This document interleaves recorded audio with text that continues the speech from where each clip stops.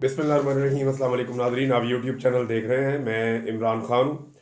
नाज़रीन, जैसे ही लड़ाई ख़त्म हुई है या सीज़ फायर हुआ इंडिया के साथ, तो जो पाकिस्तान में एक सीज़ फायर था वो ख़त्म कर दिया गया है। पाकिस्तान तहरीक इंसाफ के लोगों की गिरफ्तारियाँ शुरू हो गई हैं, उनके घरों पर छापे मारने का आगाज़ हो गया है और सोशल मीडिया एक्टिविस्ट को दोबारा से गद्दार करार देने की कोशिशें शुरू हो गई हैं। ये एक सेल है नाजरीन, ये इसके ऊपर काम कर रहा है और एक नए बयानिए पे काम हो रहा है। मैं जो चीज़ आपको बता रहा हूँ इसका बाकायदा आगाज़ हो चुका है, लेकिन अभी ये छोटे पैमाने पे है। आने वाले दिनों में इसको बड़े पैमाने पर फैलाया जाएगा।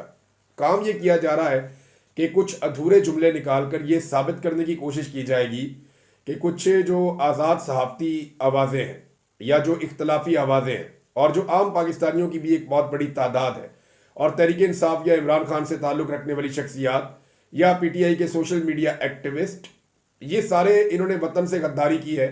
ये एक नया बयानिया बनाने की कोशिश की जाएगी। ख्वाजा आसिफ ने इसका आगाज़ भी कर दिया है। उन्होंने इमरान खान का एक अधूरा जुमला जो है वो चंद सेकंड का वो निकाल कर उसको पब्लिक किया। ये जुमला उस वक्त का है जब इंडिया ने ये लगाया था 370 को ख़त्म किया था वहाँ पे मकबूजा कश्मीर में, जब एक उनका खसूसी स्टेटस छीन लिया था कश्मीरियों का। उस वक्त इमरान खान साहब ने बड़ी लंबी तकरीर की थी और उसमें इमरान खान साहब ने खुलकर बात की थी, लेकिन अपोजिशन के शोर के दौरान उन्होंने सिर्फ एक जुमला पूछा, तो मुझे बताओ कि अभी हमला कर दूं। तो इस एक जुमले को निकालकर ख्वाजा आसिफ ने एक प्रोपेगेंडे का आगाज़ किया कि जैसे ये लोग बुज़दिल हैं और ये लोग मुल्क के दुश्मन हैं, कौम के दुश्मन हैं और ये भारत का या राह का साथ दे रहे थे। इस हवाले से जो सेल बनाया गया है वो सियाको सबाक से हटाकर वीडियोस एडिट कर रहे हैं, धड़ाधड़ कर रहे हैं और बगावतों के, गद्दारियों के, मुल्क दुश्मनियों के नए फतवे तैयार किए जा रहे हैं, जो आने वाले दिनों में आप देखेंगे कि वो बांटे जाएंगे। तहरीक इंसाफ के लोगों के घरों में छापे पड़ना शुरू हो गए हैं। मतलब कि इंडिया के साथ आपका जैसे ही सीज फायर हुआ, आपने पाकिस्तानियों के साथ जंग शुरू कर दी। हैरत नहीं होती इस बात पे।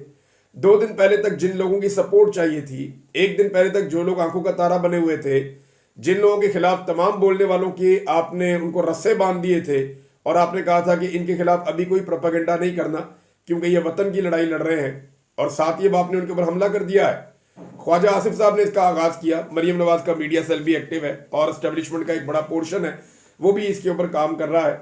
आप आने वाले दिनों में देखेंगे कि कैसे गद्दारियों के सर्टिफिकेट्स बांटे जाएंगे।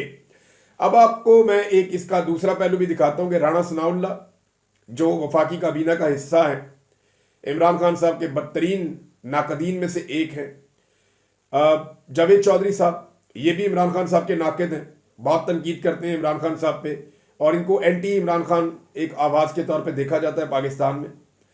इन दोनों ने ख़ास तौर पे ये कहा है कि पाकिस्तान तहरीक इंसाफ का जो रोल था सोशल मीडिया पर वो नहायत मुस्बत था और बड़ा कारामद था। इंडियन प्रोपेगेंडे का इन्होंने मुंह तोड़ जवाब दिया है और पाकिस्तान तहरीक इंसाफ के सोशल मीडिया ने और आज़ाद सहाफ़ती आवाज़ों ने भरपूर जवाब दिया है और भारतीय प्रोपेगेंडे को तबाह किया है।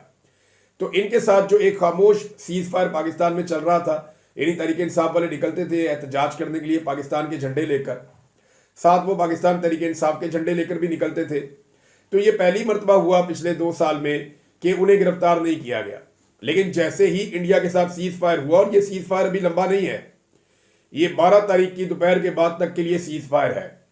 ये खुदा न खास्ता दोबारा सिचुएशन जो है वो एस्केलेट भी हो सकती है, लेकिन ये वैसी जंग नहीं थी जैसी फुल फ्लैज जंग होती है। इसको एक लड़ाई कहा जा सकता है 2 मुल्कों में जो बहुत बढ़ सकती थी, लेकिन ये लड़ाई बढ़ने से पहले ही कंट्रोल हो गई है और उसमें अमेरिका ने एक रोल प्ले किया। लेकिन अब जो है वो जो झूठा प्रोपेगेंडा, उसमें इमरान खान को मुल्क दुश्मन करार दिया जाएगा, पाकिस्तान तहरीक इंसाफ को फितना करार दिया जाएगा और इख्तलाफी आवाज़ों को डिजिटल दहशतगर्द करार देने का सिलसिला शुरू हो जाएगा।